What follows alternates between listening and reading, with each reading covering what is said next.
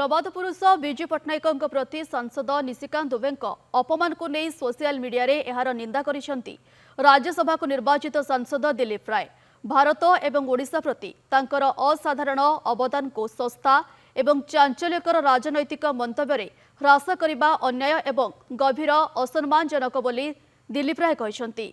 इतिहास सरकार जटिल एवं कष्टकर समय नियाजाइथिबा निष्पत्ति उपरे जे केही वितर्क करिपारिबे, किंतु बिजु बाबूंको जातीयतावादी आत्मा तांको साधुता एवं भारत प्रति तांकर अटल प्रतिबद्धता उपरे प्रश्न उठाइबार अधिकार काहार नाही। बिजु बाबूंको जीवन साहस त्याग दूरदृष्टि एवं सालिस विहीन देशप्रेमर एक प्रमाण थिला। से केवल ओडिशार जड़े उच्च मानर नेता नथिले, बरं जड़े विरल राष्ट्र निर्माता थिले जहांक जीवन एवं कार्य भारतर राजनैतिक एवं रणनैतिक इतिहास रे एक छाप छाड़िथिला।